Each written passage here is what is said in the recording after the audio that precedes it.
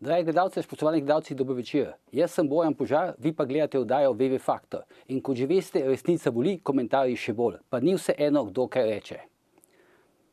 Sinoči, tik pred polnočjo, je 3000 podpisov potrebnih za vložitev uradne kandidature za predsednika republike prinesel Andrej Šiško, navijač nogometnega kluba Maribor, predsednik Zedinjene Slovenije, nekdanji zapornik in še kaj.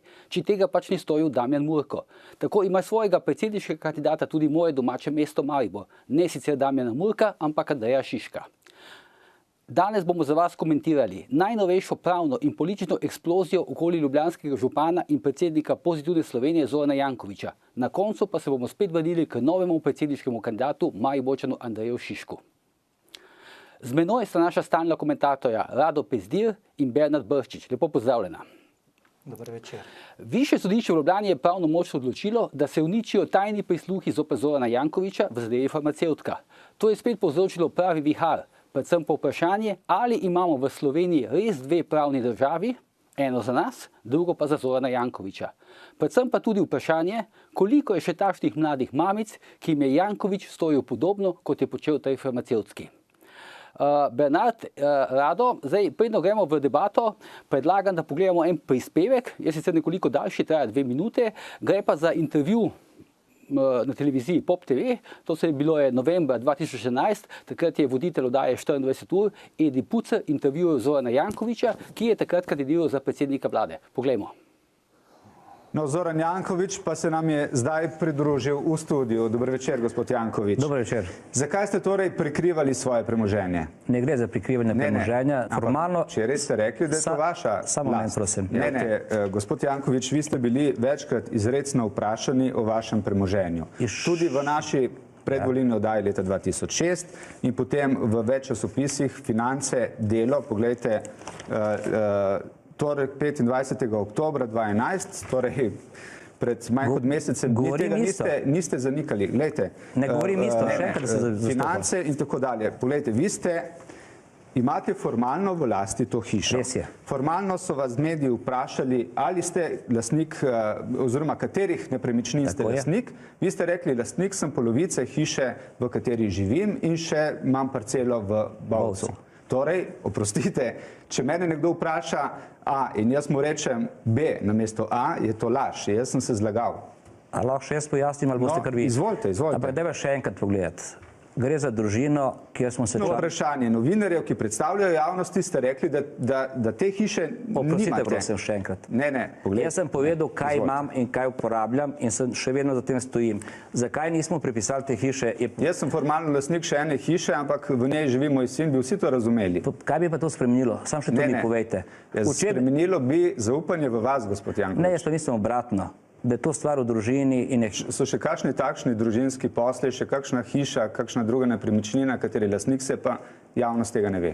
Nobenih drugih, pa še enkrat bom rekel, starejši sin ima svoje stanovanje, ki ga kupil. In pravite, da ste prijavili protikorupcijski komisiji? Ne, da pravim, vse vam pokažem. V redu, vse vam verjamem, jaz vam to verjamem. Jaz sem celo šel daleč nekaj... Ampak javnosti ste povedali nekaj drugega. Ali se boste javnosti zdaj upravičili? Ne vem zakaj. Še enkrat bom rekel. Odgovor je tak, prej što bude. Vi ste še v enem odnosu in to je zdaj kot politik, ki se pač pojavljate v javnosti in ste na volitvah, imate tudi odnos z javnostjo. In tudi tu bi moral biti ta odnos najbrž odkrit, verjetno. Se pravičujem, je odkrit. Ta odnos sem jaz imel že v 3 volitvah, to so 3. volitve. Ta hiša je dana sinu leta 2004, ko se je vnuk rodil, ko so se tam preselili. V redu, to ste že večkrat povedali. Javnosti pravite, se ne boste upravičili? Ne, ker ne vem zakaj. V redu. Najlepša hvala, gospod Janković. Srečno. No, Bernard, Rado, verjetno se vidi, da spomnite tega intervjuja. Zdaj, to je bilo leta 2011, zdaj smo leta 2017, 6 let je tukaj razlika, ampak kasneje se je izkazalo tudi tekom teh let, da pravzaprav nič ni bilo res, kar je Zoran Janković povedal v tem intervjuju. Zdaj pač o tem že lahko tako sodimo. Je pa ta intervju tudi zanimiv še z enega vidika. To je pravzaprav eden redkih intervjujev, da je kdorkoli v slovenskih novinarjev se pravzaprav res ne lotil Zorana Jankovića, ga lovil za posamezne besede. ga soočil z nekaterimi dejstvi. Ne. Poleg tega, da je pač bil Zoran Janković pred 6 leti, ko smo videli še tudi na videz precej mlajši. Ne. Zdaj, recimo postavljam tisto vprašanje po tem intervjuju, pa po tem uvodu, ali imamo dejansko v Sloveniji, po vsem tem, kar se zdaj dogaja, dve pravni državi. Eno je za državljane, za nas vse, drugo je pa za pravna država za Zorana Jankovića. Ali drži ta teza, recimo? Ne. Ne. Bojan, motiš se, nimamo niti ene pravne države. Od 9. maja 1945 Slovenija nima pravne države, 25.6.1991 ni bila vzpostavljena pravna država. Manjkata namreč dve ključni značilnosti, ki bi morale biti izpolnjene, da bi lahko govorili o Sloveniji kot pravni državi. Prva je enakost pred zakonom. Prav imaš, nismo enaki pred zakonom. Ti in jaz sva obravnavana drugače kot Zoran Janković. In druga, morda še bolj pomembna značilnost, ki umanjka v Sloveniji, je neodvisnost sodstva. Slovensko sodstvo ni neodvisno, je odvisno, politično odvisno, je pristrano in je v celoti skorumpirano. Jaz bi mogoče nadaljeval tam, ki je se je sogovornik ustavil. Se pravi, ne pri letu 45, ne? Rado. Ja, ampak s to tezo ni, da se ne bi strinjal. Korenine problema so globje in dlje časa trajajo in mislim, da je to nedvoumno. Ampak dejstvo je, da je to samo še zadnja eskapada v celi seriji eskapad, ki jih dela pravna država, to je sodstvo in tožilstvo. Jaz mislim, da od tega trenutka v nekem trenutku moramo nehati ponavljati to celotno zgodbo in se enostavno odločiti, da pravno državo začnemo ignorirati, kaj ti dela proti nam. In jaz mislim, da je na mestu poziv državljanom in državljankam, da urejajo svoje konflikte, spore ali pa pogodbe mimo države, se pravi z osebnim svobodnim dogovorom, in da pač do države in te pravne države sprevržene imajo samo toliko odnosa, kolikor lahko država usili neke svoje odločitve. Jaz mislim, da je jasno, da nihče na teh sodiščih pravice ne more pričakovati in mislim, da je čas, da jo nehamo pričakovati in naredimo sami med sabo dogovore in jih uresničujemo. Zdaj, zakaj bi se šel kdo na sodišče sploh še ukvarjati s tem delom kleptomanov, sprevržencev in bedakov? Ni več nobenega razloga. Zaključimo to. No, ampak Rado, moram te pač spomniti, da nekateri smo pač na sodišče poklicani. Ja, se pravim, v tem primeru, ko nas sodišče mobbingira in ti si en primer, ki so ga mobbingirali, pač ne moreš nič proti nasilju države, ki te prisili, da špilaš to igro, ki jo, ne vem, odigra Harry Furlan ali pa kakšen podoben klepec. Ampak se ostalo pa ignoriramo, spustimo, zaključimo. No, ampak jaz bi vsem predlagal, da se spustimo malo niže, pa gremo k temu fenomenu Zorana Jankovića, ne glede pač kako ga imenujemo, ampak za uvod bi prosil režiserko Manco, da nam pokaže še en posnetek, ki pravzaprav zelo jasno, bom rekel, iz katerega je razvidno, kako pravzaprav Janković utemeljuje to, zakaj je on v tej državi v smislu pravne države ali pa ne pravne države nedotakljiv. No, poglejmo, vse je zelo kratek. Bojite li se da bi vam se moglo dogoditi jednoga dana da vas osude i pošalju u zatvor? Pa ni slučajno, ja sam bio u svim tim godinama, da kažem, na tom području izvršne vlasti najveći protivnik politike HDZ. No, to je Zoran Janković izjavil, ko je bil gost v tej, bom rekel, popularni hrvaški nedeljski pogovorni oddaji Nedeljom u 2 z novinarjem Aleksandrom Stankovićem. Ampak jaz sem pač, koliko jaz poznam Jankovića, pa koliko spremljam njegovo delo, pa njegov lik in delo, bi rekel, da se tukaj ni šalil Janković. Tudi ni uporabil, bom rekel, kakšne posebne analogije, kako on dejansko tako misli, da ne more iti v zapor, zato ker je nekaj časa ali pa je še vedno politični nasprotnik Janeza Janše. Se strinjate v principu s to tezo? On je pač tako prepričan. Gre za antologijski posnetek, me veseli, da si ga predvajal, pove vse o Zoranu Jankoviću in o stanju pravne države. V kakšnem smislu pove vse?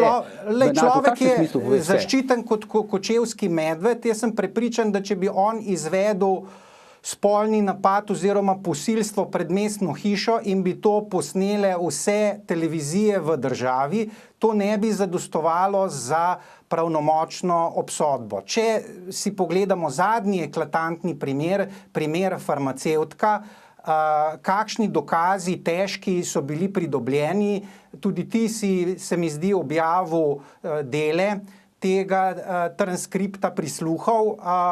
Če to ni dovolj za dokaz o zlorabi položaja, potem tudi posnetki samega akta ne bi zadostovali.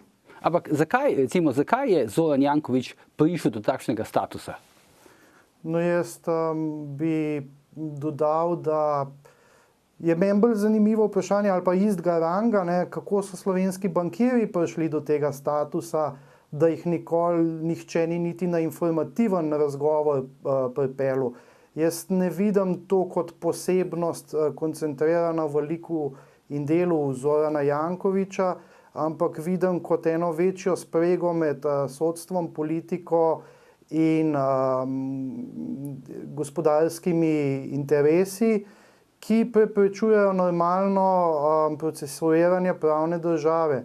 Vi imate 2-3 falsične procese, ki so vezani na bančni kriminal, ki nas je stal približno 5 milijard, po moji oceni nekje do 7 milijard. Se prečujem, kateri falsični procesi so to? Falsični proces je Simona Dimica, Tam ni falsični proces, ampak glejte, imeli smo pred enim tednom... Ampak lahko rečemo, da je falsično, lahko rečemo tudi, da ni, ampak pazi, ti trije bankirji, ki so na zatožni klopi, so bili obsojeni, višje sodišče je zdaj zadevo razveljavilo in je vrnilo spet na prvo stopnjo in lahko, da bodo obsojeni, ne? Lahko, da bodo obsojeni, še vedno je falsa v primerjavi s tistim, kar se je prejšnji teden obravnavalo v Državnem zboru, to je milijardno pranje iranskega denarja. Da ne govorimo o drugih primerih, financiranje Surčinskega klana, ki je bil, ki ima na vesti umor srbskega predsednika vlade. Jaz razumem, da se neke take stvari, kot je primer Simona Dimic, obravnavajo, ampak relativno gledano ne morejo zdaj reči, da je vse, kar je uprava naredila, spregledala oziroma omogočila Simoni Dimic neko protizakonito premoženje in pranje denarja, če tukaj še cela serija primerov večjih magnitud. No, ampak zdaj, ena majhna razlika pa je, zdaj niti ne vem, ali je to v dobro ali je to v slabo bankirjem oziroma Zoranu Jankoviću. Janković je za razliko od bankirjev doživel neke hišne preiskave. Hišne preiskave, policija ga je očitno tajno sledila, mu je tajno prisluškovala in tako dalje. Skratka, nek resen postopek se je zoper Zorana Jankovića začel. Zdaj, ko so bili ti dokazi zbrani, ko je javnost pričakovala, da se bo to razvilo v nek sodni postopek, argumentiran sodni postopek, pa je šla zgodba nazaj. Ti dokazi se pred očmi slovenske javnosti uničujejo. Ja, poleg tega, da razumemo, da ko bojagi nihče ni zdaj več kriv za to. Jankovićevi primeri imajo dolgo brado, staro tudi več kot desetletje in potem se po končanem predkazenskem postopku zadeve najprej medijo v tožilstvu, se pravi, obtožni predlog oziroma obtožnica traja. Tudi v tem zadnjem primeru je tožilka imela zelo raztegljiv časovni termin, čakala kar leto pa pol, zdaj kar naenkrat tako dolgo čakala, seveda, da je ta karenčni rok zamudila. Tako da v tem konkretnem primeru po mojem gre za vertikalno sprego tožilstva in sodišč, se pravi, da tu ne gre samo s prstom kazati na sodišča, ampak ta globoka država, ki pri nas obvladuje tako policijo, kot tožilstvo, kot sodstvo, poskrbi, da se zadeve ne premaknejo, naprimer, niti iz faze predkazenskega postopka, če pa se pa ustavi to na tožilstvu, da se zamujajo roki. Če še to oviro preskočijo, na koncu dneva praktično pravnomočno obsojenih skoraj da z nekaj izjemami ni.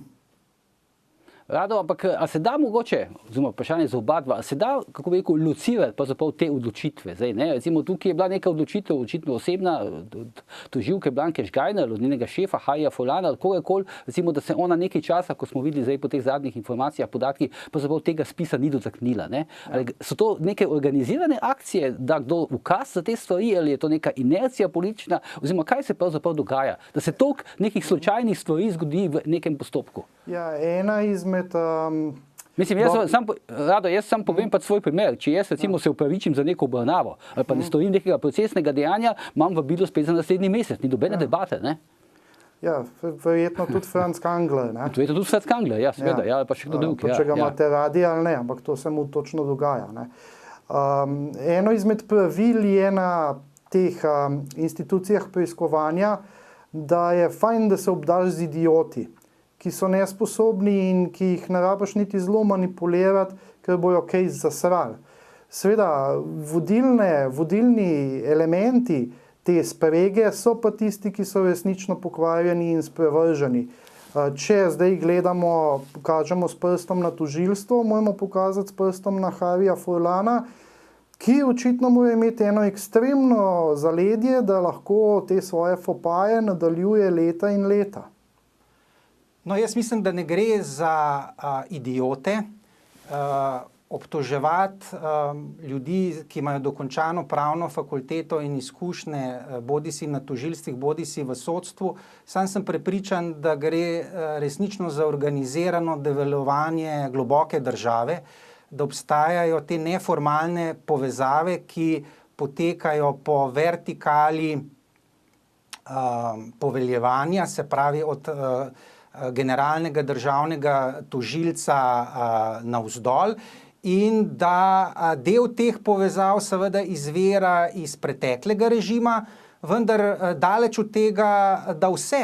Zavedati se moraš, da je od osamosvojitve minilo že vendarle 26 let in tisto, kar je fascinantno, je to, da kljub temu, da se je to vsaj ena generacija tako rekoč zamenjala, da imamo tisto, kar mene čudi oziroma osuplja, je ta stopna obnavljanja tega delovanja globoke države. Se pravi, da danes 40-50-letniki, ki že in še mlajši praktično se poslužujejo istih totalitarnih metod, kot smo jih poznali v 80-ih, da ne govorim v teh zločestih primerih preganjanja političnih nasprotnikov v 70-ih letih. Tako da se ni nič spremenilo. Malo za hip prekinite, zdaj gremo na oglase in se vrnemo nazaj k Zoranu Jankoviću in k pravni oziroma globoki državi.